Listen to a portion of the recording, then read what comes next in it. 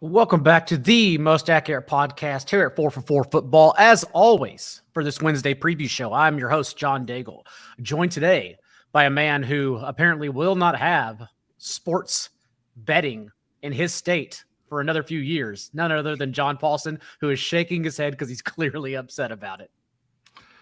Yeah, we had two props out here, Prop 26, Prop 27. They both failed miserably. The DraftKings FanDuel prop was like 85-15 the last time I looked. The Prop 26, which would have limited wagering to the travel casinos only, was at like 70-30. And I think what happened was the two competing props with all the negative ads at each other. Voters just said, I don't want any of this, so we're just going to vote no on both. Politics, always fun, especially when it pertains to our careers, basically. Yeah. Sam Hoppen, also director of analytics here at 4for4 Football, who is in Illinois with me. Sam, how is your Wednesday morning faring? It's going well. I think we've got our last couple days of fall, and then we'll officially be hitting winter here in a couple days. But excited for it, ready for it. Getting dark at 4:30 p.m. now. It's supposed to snow over the weekend. Life is just a wonderful, wonderful thing. And it is a thin waiver wire for this week for the top of the show, trying to get people ready for their week 10 already matchups. So I want to begin with some important news that may be able to help people out for the rest of the season. And that starts with Jaylen Warren, who is available in a 92% majority of Yahoo leagues. And it's important because Mike Tomlin, when asked about Jaylen Warren potentially becoming a workhorse in this backfield, did not hide from an answer. He actually responded to it directly and said, Warren is a quality back that's made some plays. We'll keep giving him an opportunity to do so, and maybe he'll write that script. Najee Harris, of course, has out-touched Warren 132-41 on the year. But, Paulsen, the Steelers are coming out of a bye. And so what are your thoughts for Warren, both for this week, if people were forced to start him for desperation for bye weeks and rest of season? Yeah, this is I was just looking up Jaylen Warren just to confirm that he was undrafted. Najee Harris, the former first-round pick. This is a wild turn of events. Not so surprising, heading into the season, given that Najee Harris has been dealing with this foot injury. We don't know how healthy he is. So I'm interested to see long-term how he fares. Does he look a lot better next year after a offseason of recovery? We just don't know how healthy he is, but he's got 3.3 yards per carry. So that's why they're sort of going to perhaps going to the rookie. He had 9 touches in his last game. Which was more than the 4 and the 2 that he had the 2 previous games. But he did have 9 touches back in week 5 and then went back down to a lower role. His snaps have kind of stayed in that 25-30% range. So it will be, other than that 50% game against Buffalo, he really hasn't played any sort of starter or lead type snaps yet. So it'll be interesting to see how he does. But, 9 touches for 75 yards. I'm sure the Steelers are looking for any kind of production they can get out of the position. And as we all know, coming out of the bye is when they tend to get rookies, young players more involved in the action in the offense. And Sam, Warren has recorded 13 touches of 10+ yards to Najee Harris's 12 this year, despite seeing literally 99 fewer touches than Harris on the year. And maybe that is because Harris is injured. For the haters and losers, just know only 2 of those touches are on 3rd down. So do not say it's a screen on 3rd and long. That's not correct whatsoever. But if Warren were out there, because we know high stakes players, FFPC and FFC leagues shuffle their backups a lot. If Warren were out there, how much fab do you think he'd be spending on him? And I understand that it may come down to the context of your roster.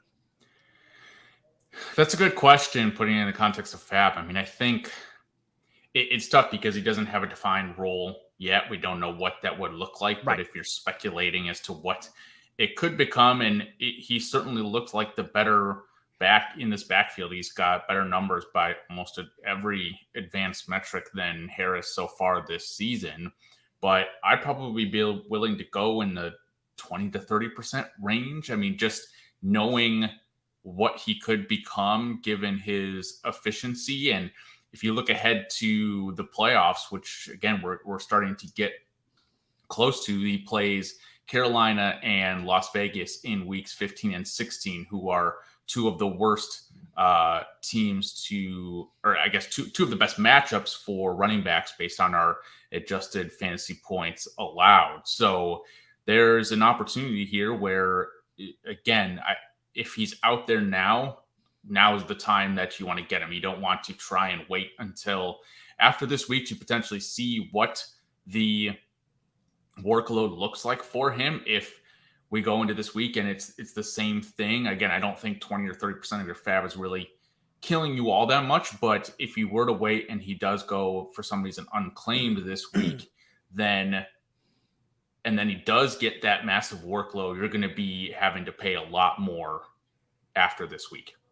Yeah, if you have a lot of fab, this is the time to use it. I mean, what are you saving it for at this point? I mean, I've usually spent out at this point in the season, but this is the opportunity. If he's out there, you might end up with an RB2 rest of the season. And as I wrote in the waiver wire column, Harris being the number 24 overall pick, literally by this same coaching staff just last year, I still have my doubts Warren ever becomes a workhorse, but can it be a split backfield since he's been the better player this year? Sure. Why not? And I believe in that so much so that given how thin waiver wires are for most even shallow leagues to plug for bye weeks, that I would risk Warren's increased touches over a player like Jerick McKinnon, for example, who I think is fine if you need someone to plug for buys, but I'd just rather take a chance on Warren. Someone else I'm curious to get your thoughts on, Paulsen, this week, because maybe taking a chance on his perhaps increased touches could be better than opting for McKinnon as well, is Rachaad White, since there is a piece of news out there from Greg Auman, who does an amazing job reporting on the Bucs. And I will say in Auman's defense, he was asked essentially for content to make future predictions for the Bucs. And in The Athletic, his article, he wrote that one of his predictions, top 5, is Rachaad White eventually taking over this backfield ahead of Fournette. We don't know when that would happen. And what we saw this past game for the Bucs is in the first half, Leonard Fournette gets 5 carries and 5 targets. Keyshawn Vaughn comes off the bench on the second drive before White and gets a carry and a target. And then White leads all their backs with 6 carries in the first half. So it became a 3-headed timeshare for the first time all year.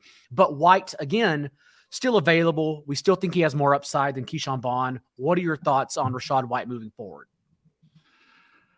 This is a little bit different situation. Jaylen Warren has been clearly outplaying Harris on a per carry basis, 5.28 yards per carry to 3.3 or whatever for Harris. But in the case of Tampa, it's 3.3 for Fournette and 3.1 for White. And they can't run the ball. The Bucs are terrible at it.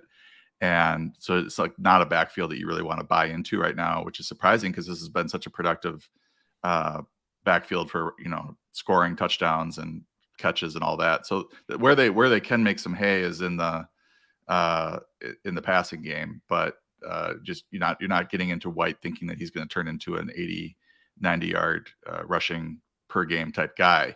I understand that Fournette was upset that he wasn't going back into the game, so I'm wondering if he maybe gets like a squeaky wheel treatment this week.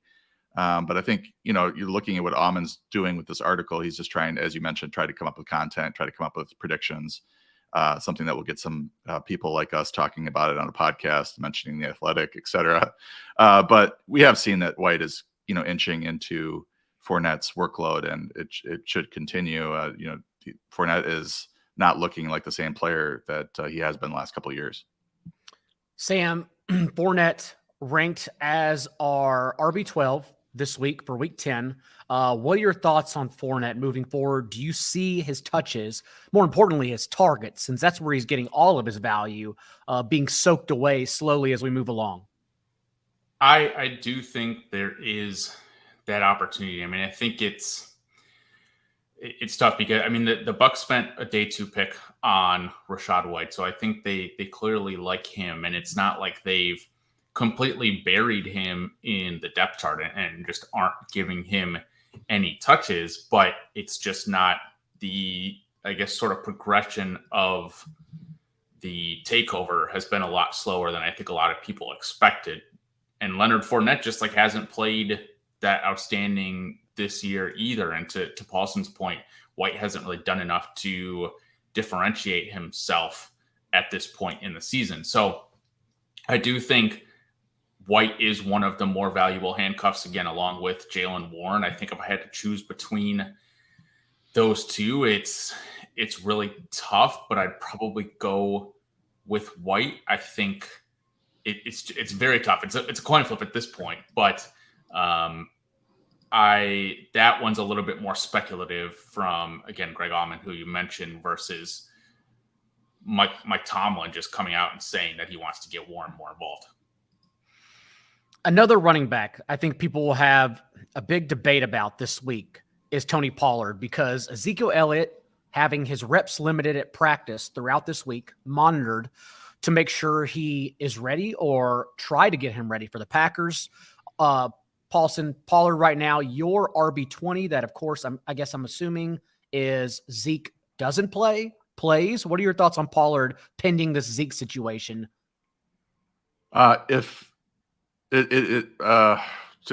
Long story short, Ezekiel Elliott's in the rankings, so I'm assuming that he's going to play some role. It did sound like Jerry Jones was saying that he was expected back, and obviously had the bye to heal. So we'll see. If Elliott is out, then Pollard's going to be a lot higher. The Packers are bad against the run. He'll probably be ranked in the top 10. We saw what he could do as the lead back last time. And so, yeah, if you see Elliott in the rankings, obviously that assumes that he's going to be in. I'm expecting him in, but if he's sitting, then those touches really most of them go to Pollard. They did try to work in a couple other backs, but Pollard was the man last time out. They got Malik Davis involved for 10 touches. There's also that behind the scenes film that Cowboys.com always releases. They actually only release when the Cowboys win. No one knows that part. But there is the audio clip of Tony Pollard actually asking off the field at one point, saying he's just exhausted after his 14th carry. And of course, this is an organization that has purposely not made him a featured back because they also believe he can't be. He's not even a small individual either, but they think he'll get tired. And so it is interesting that he was actually asking to come off the field because he was tired after, as we said, a season high 14 carries. Paulsen or Hoppen, any other thoughts on this Cowboys backfield? Let's say if Zeke plays.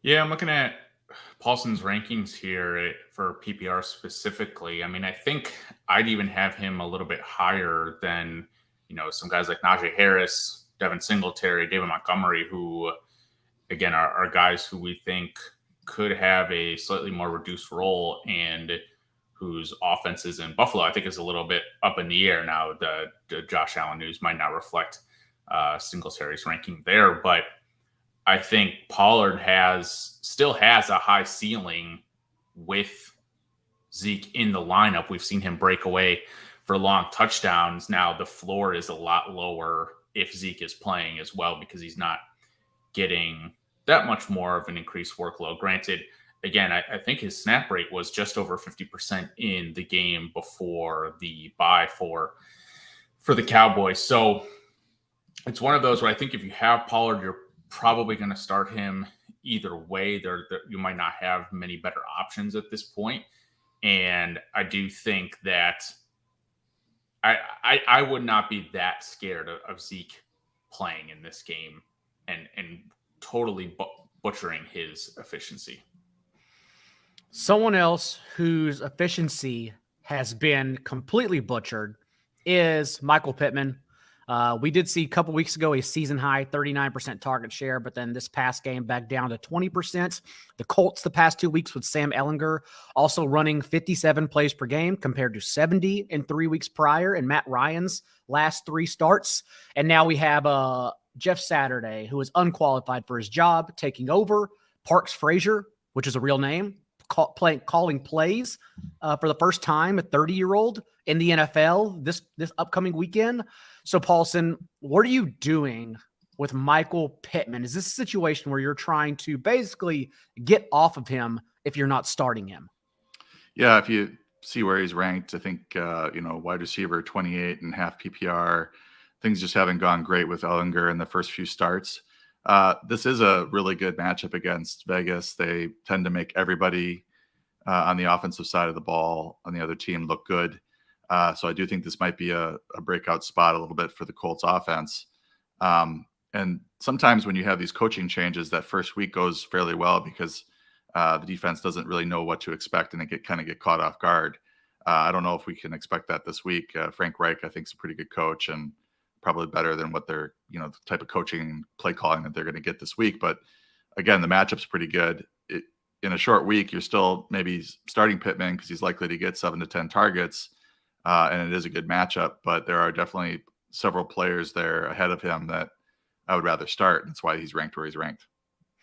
I think people have the same question about Jonathan Taylor as well moving forward, Sam, because no Nyheim Hines the rest of the season whenever Taylor is able to return. But then again, a slower offense with Sam Ehlinger, volatile situation on offense overall, given all the changes we just mentioned. What are your thoughts on Jonathan Taylor and what to do with him if you're currently stashing him?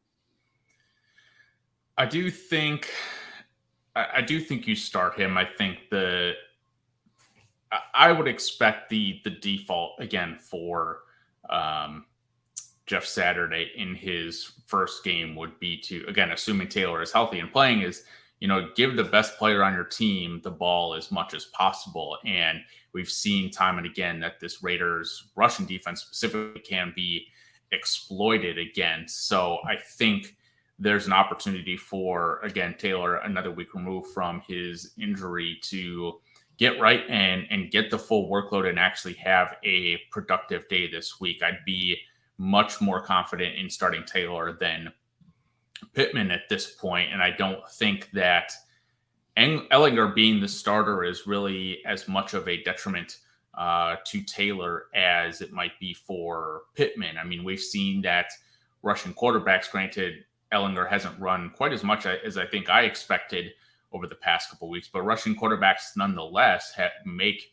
their running backs more efficient as well. So if Taylor is playing, I'm starting him, and I would have some confidence that they'll be riding him this week. Is there a tier of players, Paulsen, off the top of your head, that you would trade Taylor for? Like, how are you valuing him the rest of the season, and what can people expect to get for his return if they are dangling him in trades?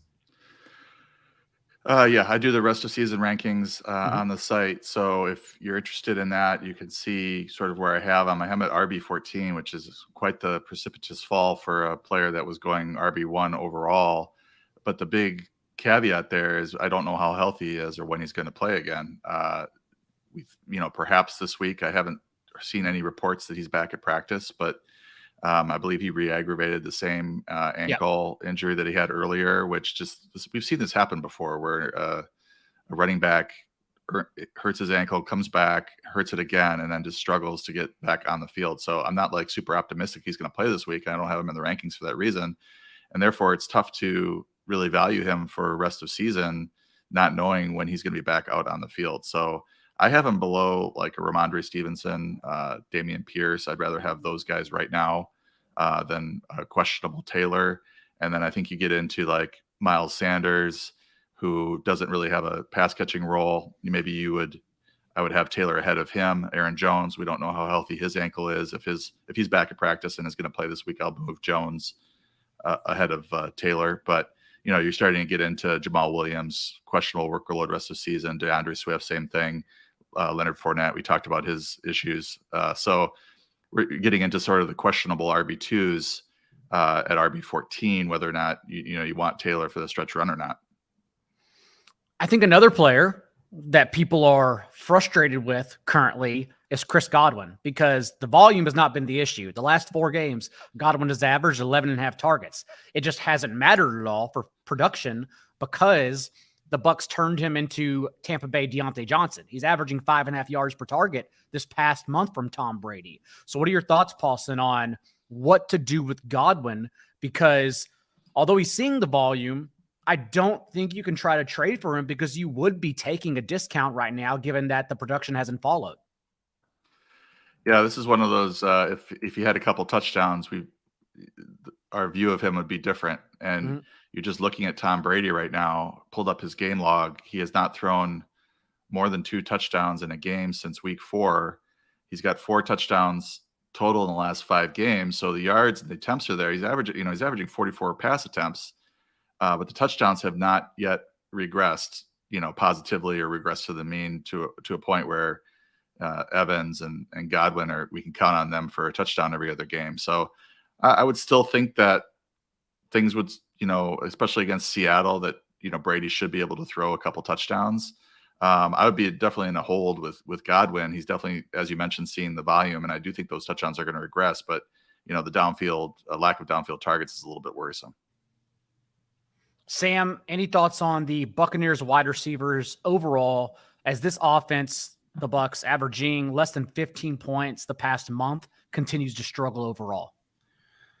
Yeah, a little sneak peek into the breakout model article I've got coming tomorrow, but I've got Chris Godwin as a buy low. Again, he has yet to score a touchdown this season. He's one of just 3 players this season with at least 50 targets and no receiving touchdowns. And to Paulsen's point, the Bucs are leaning a little bit more into their passing game as of late. They have an 8.2% pass rate over expectation since week 4, and only 1 game with a pass rate over expectation below 0 in that span. And again, you mentioned since week 4, he's got 10.5 targets per game, a 22.1% target share. The problem, again, is the touchdowns, and Mike Evans continues to dominate the end zone targets. But Godwin's averaging nearly 5 yards after the catch per reception, which is, I believe, in the top 20 among receivers. So I'm confident that this will regress for him, and he will find the end zone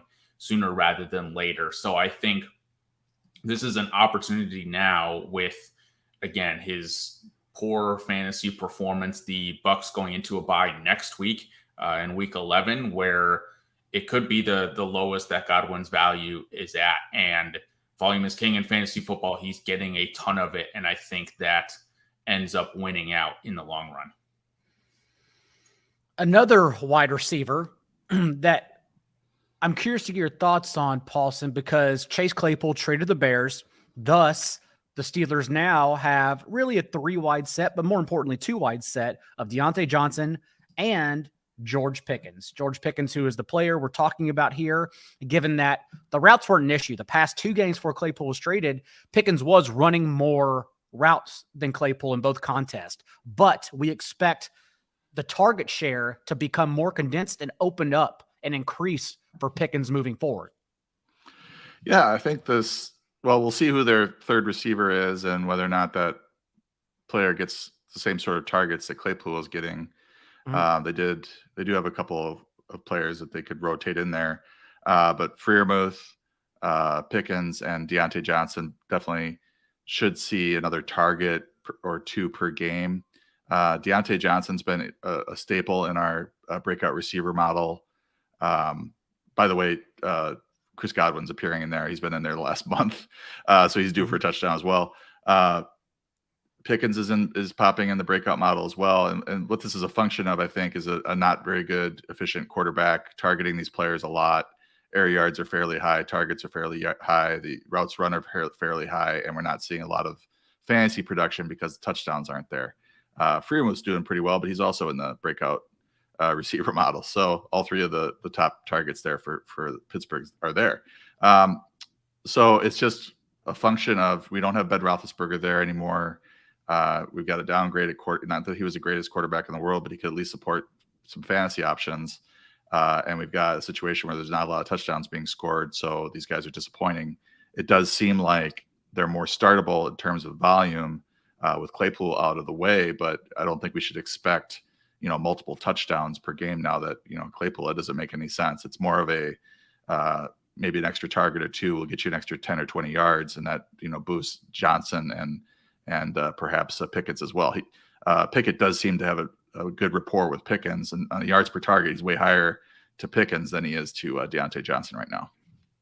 And I would normally be concerned, Sam, since Kenny Pickett is last in the league in completion rate on throws 10 and 20 yards deep. Outside of Zach Wilson, he's been the league's worst deep thrower. But at the same time, if we're giving Pickens more volume moving forward, especially since our adjusted fantasy points tools have the Steelers with the easiest schedule for wide receivers moving forward for the rest of the season, then I think that opens the door for Pickens to have more volume and thus more opportunity to succeed. Pickens is an interesting case because with the Claypool trade, again, people automatically went to, well, Pickens is the primary beneficiary. Jonte Johnson's already sort of getting his own, but it's a situation where I think I'm not going to sell high if I have George Pickens, because I do believe there is a case where he does pan out and could be, potential wide receiver 3 or even better for the rest of the season. But I'm also not going to buy him now if I don't have him, because the perceived value that Pickens has is going to be a lot higher given the high passing rate attempts that the Steelers have, the Claypool trade, like I mentioned. So he's just a hold for me, and I'm also not willing to overpay because Pickett hasn't been the best quarterback by any means. And even if there is a lot of volume, it's not efficient volume by any means.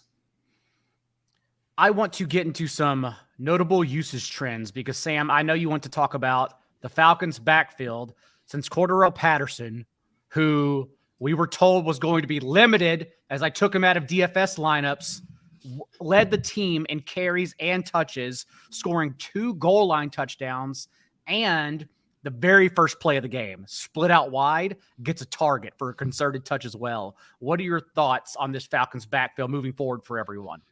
Yeah, there were some conflicting reports Sunday morning. Some people said he would be limited, and then I think Jay Glazer came out and said that he'd be a full goal for the Falcons, but he was tied for the team lead in snap share at 38.7%, tied with Tyler Algier in that game. So that's still a little down from his pre-injury snap rate of about 62%, and had 14 total opportunities, which again, down from the 18.7 opportunities per game he had at the start of the year.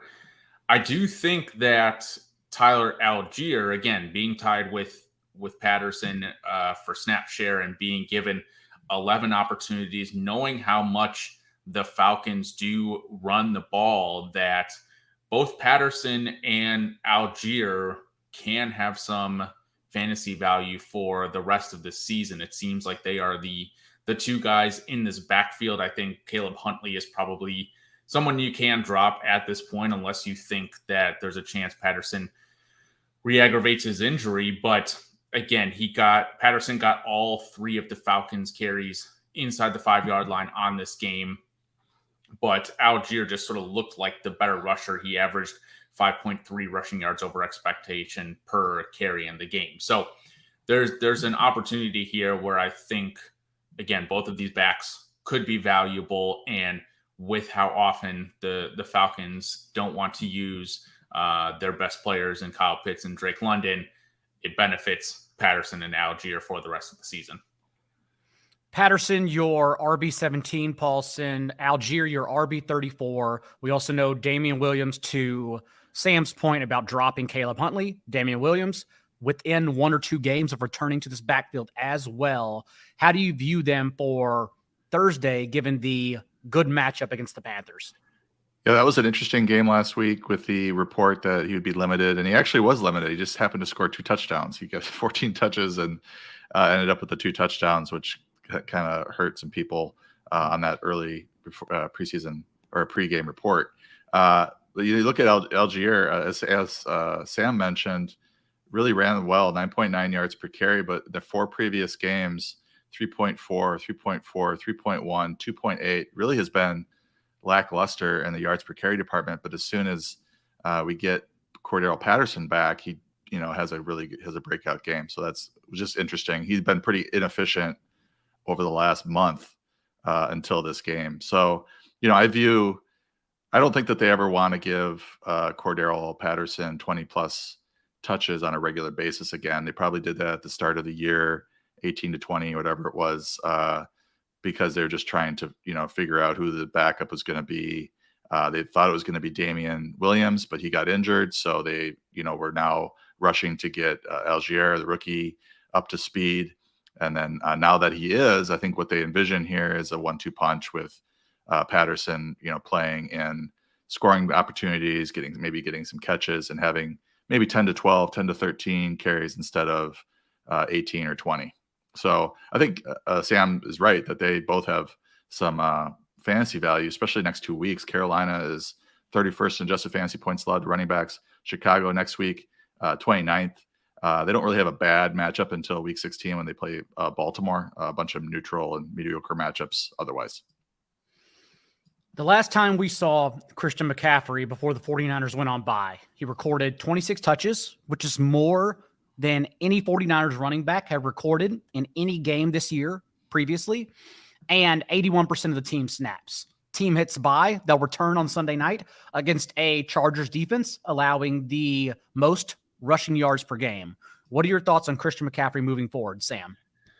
Yeah, I mean, we rarely talk about the guys at the top because they're being locked into your lineups it's not hard all the time. Like, it's not that hard, but I think when this trade happened, I was certainly pessimistic that he would get the same level of workload that he did in Carolina because the 49ers just have better and more weapons than the Panthers do.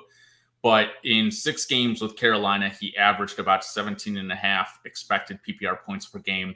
In his 2 games with San Francisco, he's averaging 18.3. You can see him twice on the chart here because it's a couple games with Carolina and a couple games with San Francisco over the past several weeks. But you can see his workload has not changed. Now, some people might be skeptical because one of those games was without Deebo Samuel, but it's a situation where I think, again, we rarely talk about buying high, and you'd be buying at the absolute highest that McCaffrey is, but he's just, I think he is the RB1 for the rest of the season and is someone that, again, you'd pay up a lot for. But if there's a situation where, and again, this might be tough to do, but selling Joe Mixon off of his record-setting performance packaged with someone else and getting Christian McCaffrey in return, that's the type of trade I'm trying to make because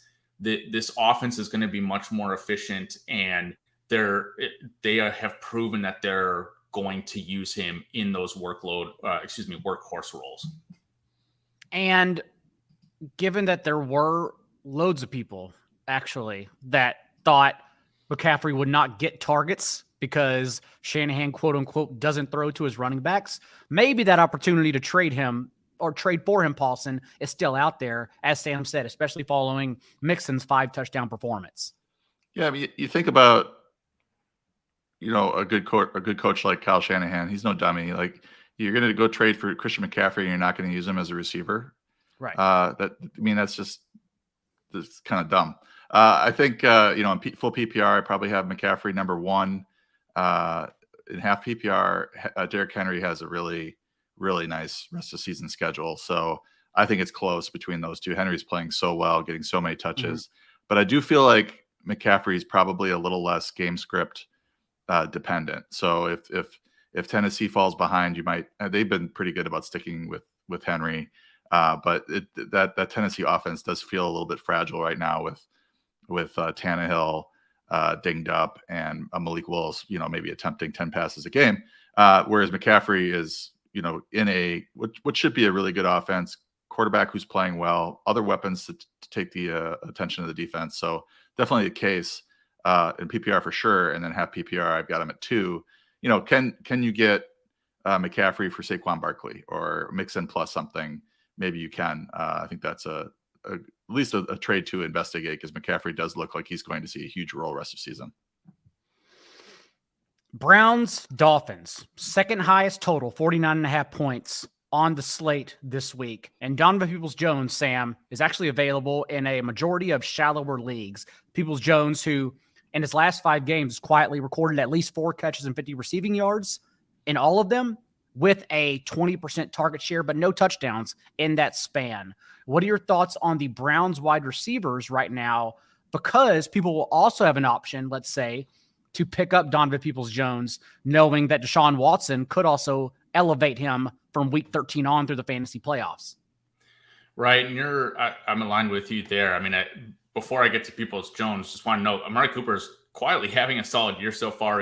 He's currently sitting as the wide receiver 13 in PPR points per game. None of his advanced stats particularly jump off the page. He's been sort of fine in a lot of those major categories, but does have 5 touchdowns this season, which helps. But again, Peoples-Jones is someone I'm intrigued by as a late season breakout. Again, because you mentioned Deshaun Watson coming back, I think there is some skepticism as to whether he'll return to the elite level play, but I don't think it can, even if he has taken a step back with a couple years off, it can't be that much worse than Jacoby Brissett. But Peoples-Jones is the only other receiver on the Browns to be running a route on more than 50% of the team's dropbacks this season.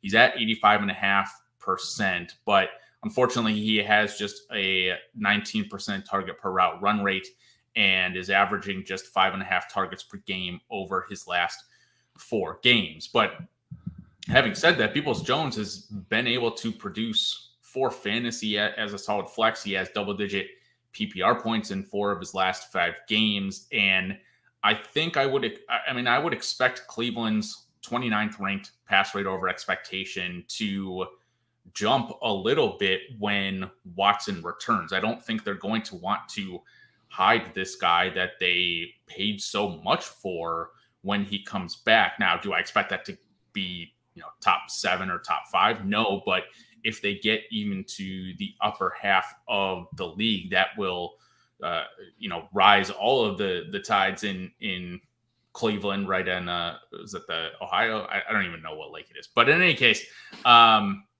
you see that the concentration for the top 3 Browns players is not that high, but for both Cooper and Jones together, those are the 2 primary targets for Brissett right now. And I don't see a way that any other Browns receiver sort of breaks into that.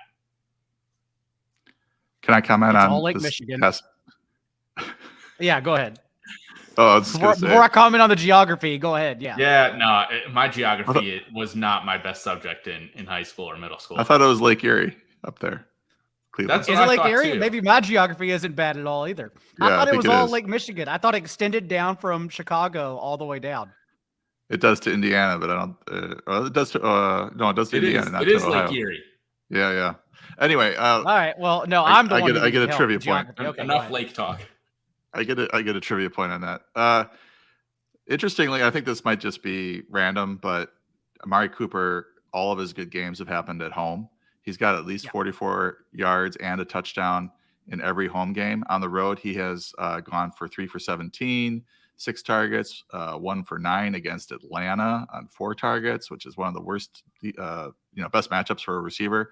And then he 3 for 74 on 4 targets, decent game at Baltimore. And as a result, if you look at Donovan Peoples-Jones on the road, 6 for 60 on 11 targets against Carolina on the road, 5 for 71 on the road against Atlanta, 9 targets. And then on the road against Baltimore, 6 for 71, 6 targets. But he's also played pretty well at home, 50 yards or last 5 games, 71, 50, 74, 71, 81. So he's a live sneaky start this week in what should be a high-scoring game.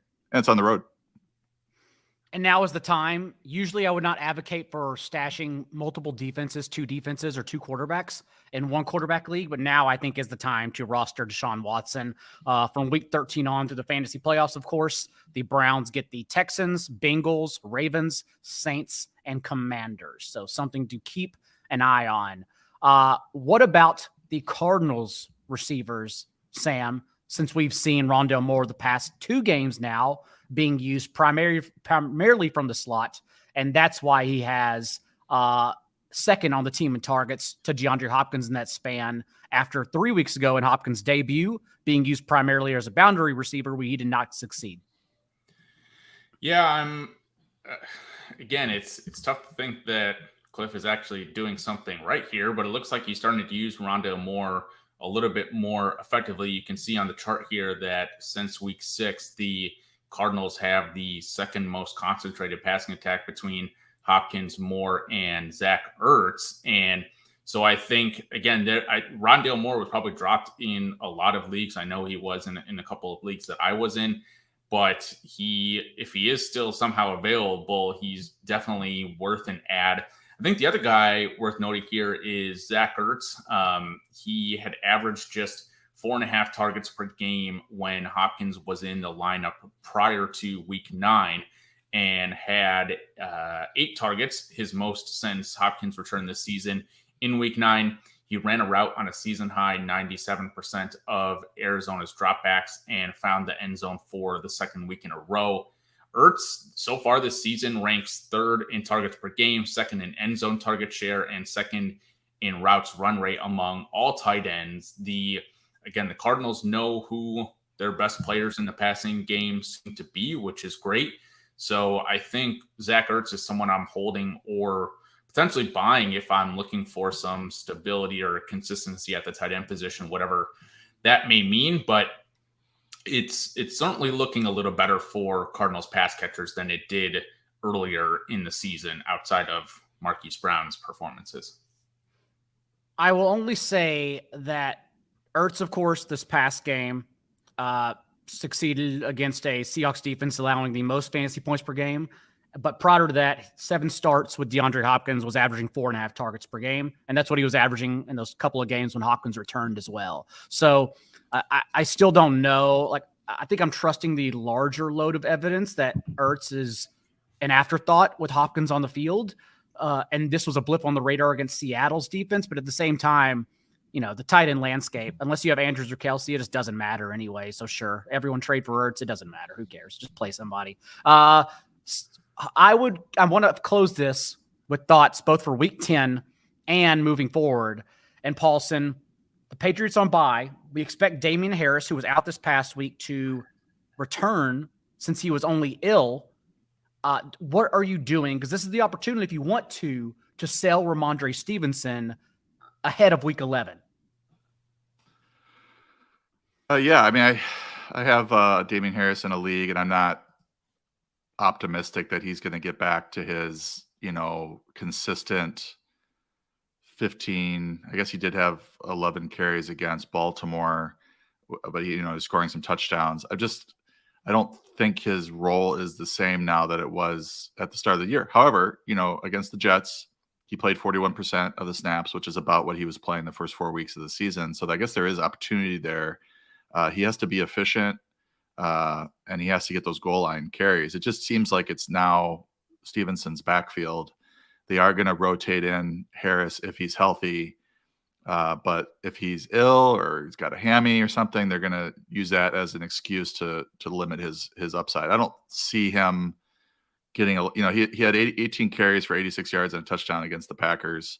Mm-hmm. I don't foresee a lot of games like that rest of season. I think that's more likely going to come from Stevenson. Sam, let's start with you because this may be the first game we have Christian McCaffrey, Deebo Samuel, George Kittle, and Brandon Ayuk all at full strength since they did play together, but McCaffrey was limited in his debut. How do you view Deebo and Ayuk, given that all will be available?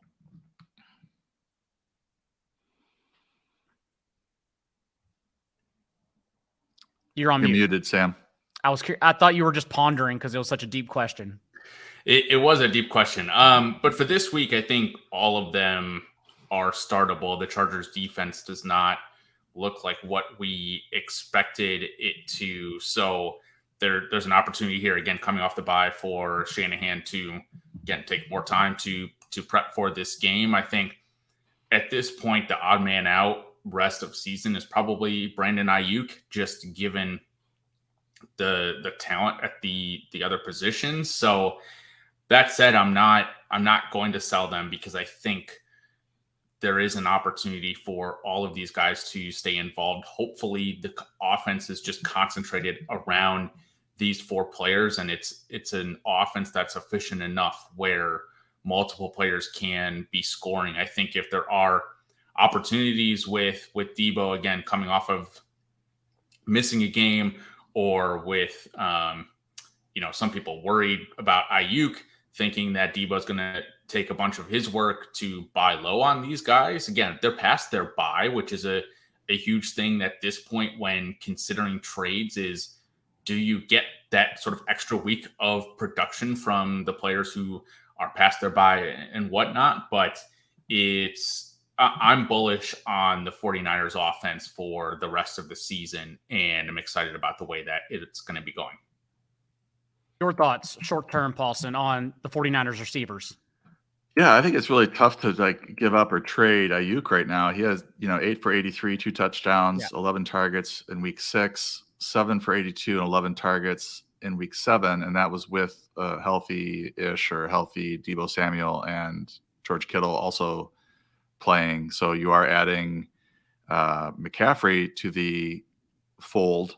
I think McCaffrey affects Deebo more negatively than Ayuk, given the nature that they're fairly similar players. I mean, obviously Deebo is a yak receiver, whereas McCaffrey is a pass catching running back, but they both sort of get targets in the same areas of the field. So I think, if one player is going to see a dip in targets, it might be Deebo. So his value to me has kind of dropped in the last few weeks. He's not carrying the ball as much, and I don't know that what are they going to do now with McCaffrey and Deebo in terms of carries. So I just have a tough time giving up a guy that's playing as well as Ayuk is. 81 yards in 3 straight games. Seeing 28 targets in that span. That's tough to give up. But maybe you are selling high. It's just hard to see. It's hard to know, how much Shanahan will now throw the ball more in order to take advantage of all the talent that he has, or does he stay run heavy? We saw that Mike McDaniel in Miami, we thought that they were going to be like a run heavy offense because that's what Kyle Shanahan ran. But he has come out and really taken advantage of the speed that he has at receiver with Jaylen Waddle and Tyreek Hill, and just has become a very pass heavy offense. Does Shanahan maybe take a page out of that book and do the same thing? Jimmy Garoppolo, very clearly the big winner here as well. My top streamer in the waiver wire column. Also, very quickly, since people have asked, I would want Kadarius Toney over Odell Beckham wherever that's possible rest of season. McCole Hardman also not practicing on Wednesday, so we may see an increased role by default for Toney as early as this week against the Jaguars. And for those with Cade Otton, just be aware Cam Brate returned to practice at the end of last week. I would expect he plays. I don't know how much he eats into Otton's route participation, but I would imagine it's some. So just something to be aware since we try to get everyone ready before your show closes the week, Paulsen, on Friday. Any other thoughts, Sam, for the rest of the week and what you have on the site? No, no other thoughts. There hasn't been a ton of movement. I think there's a bit of a come down after the trade deadline this past week, and it'll be interesting to see again how players start to get more ingrained in their offenses in their second or third weeks with their new teams. So excited to see that, but hop into conclusions out this morning, have the breakout article tomorrow, and then plenty of charts over on Twitter. Paulsen? Same as always for me, getting sneaky starts uploaded today, keeping up with rankings and the podcast on Friday. We will also be back with DFS content, myself and TJ Hernandez, Friday, live, 6:30 p.m. Eastern, every single week. And for all the cheapskates in the chat asking ranking questions, discounts, subs are discounted the rest of the seasons. Help us out. Stop asking questions. Until next time, be a little bit kinder and buy a sub than what's required. We'll see you then.